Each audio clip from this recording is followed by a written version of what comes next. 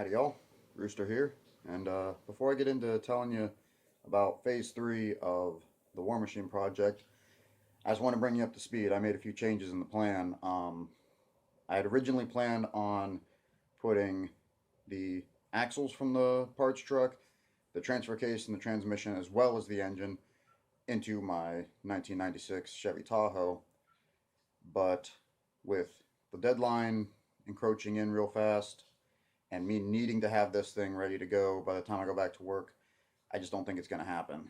So I decided to simplify it a little bit and put the engine in and put a automatic that's not controlled by a computer in, and just leave it two-wheel drive and just drive the damn thing through the summer.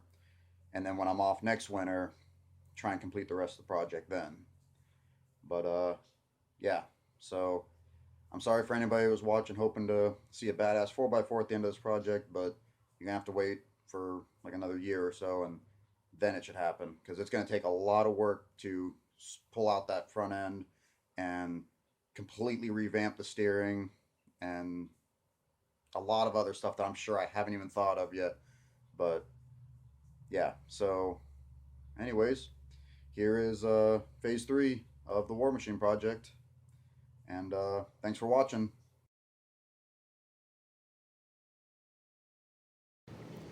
And here it is, that little small block that came out of the 1978 parts truck.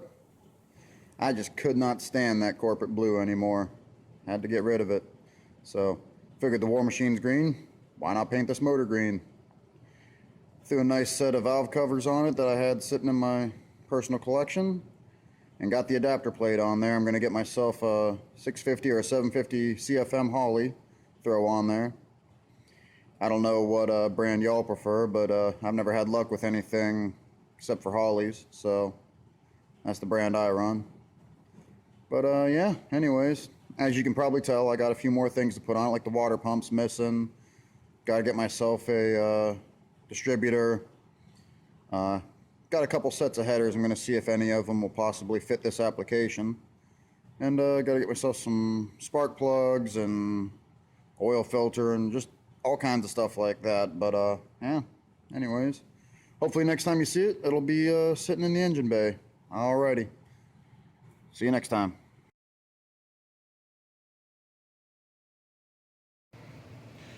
Oh, what a beautiful sight. Grizzly's new A-frame hoist made short work of dropping this engine in here. I was almost in shock at how easy that thing went in there. I actually looked at my dad and went, "Should we take it back out and do it again?" And he laughed and said something to the effect of, "What do you mean, take it out, drop it on the floor, smash our hands a couple times, start cussing at it?" I'm like, yeah, that would make me feel more at home. But yeah, so getting closer. All right, I'll talk to y'all later. All right, y'all, here's the new transmission going into the speed automatic, and just drug her out of the barn, and she's a little dirty, so I'm gonna pressure wash her. I already did a little bit, but she needs some more, so I'm gonna pressure wash her. And probably ought to have some safety equipment and stuff, but I'm not about to go find that, so I'm just going to leave you with a kids don't try this at home, because I don't need anybody running to their mama going, "Mommy, Mommy, I saw the guy on ZBC named after a chicken doing this, so why can't I?" So yeah, don't do this at home, because we're trained professional idiots, and we can do this. You can. Alright. And this, kids, is how you get the engine and the transmission from dropping mud on your face.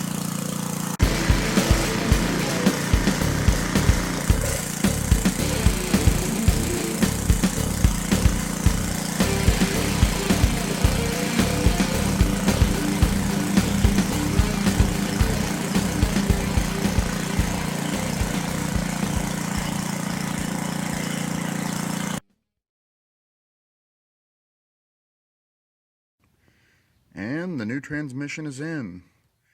Held in by this nifty little bracket that me and my father made to adapt it to the stock crossmember.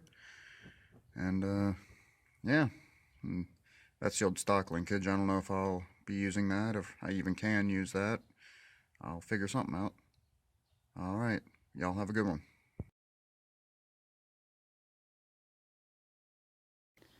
And this, folks, is the drive shaft out of my 1984 El Camino I had once upon a time. But yeah, it is 7¼ inches too long to fit this application. But that ain't gonna stop me. I'm gonna cut this thing down and shorten it. And yeah, it doesn't look too hard. I watched a couple videos on YouTube about how to do it. What could possibly go wrong? But yeah, so stay tuned and let's see how this turns out.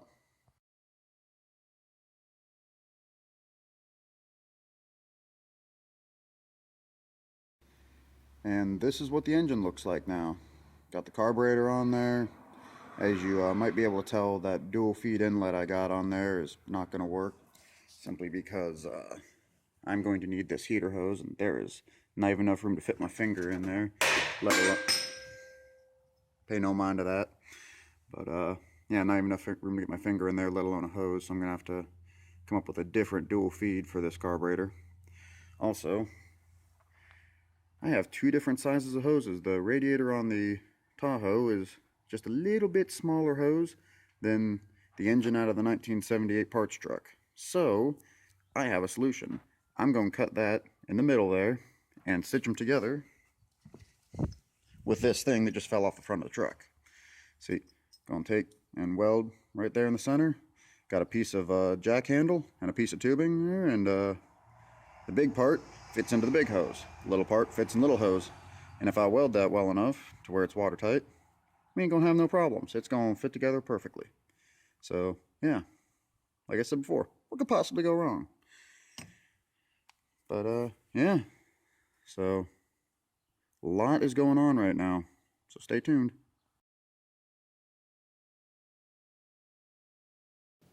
Well, as you can probably tell, there's a lot going on right now, and well, I feel like it's been plenty long enough since I've gave you guys an update. So I'm just gonna end this video here. I was hoping to have it running by the end of this part, but as you can see, there's still a lot to do. Still got to do all the wiring. Right now, I've completely gutted the interior of the truck so that I can make a new dashboard and switch plates and everything to control this thing, everything I'm putting in there. But yeah, I'm just going to cut this off here, and you'll have to wait and see what that looks like next time. Fingers crossed, next time it'll be running, because time's running out. I'm not going to have much time left to get this thing together before I got to go back to work. So y'all stay safe out there and have a good one.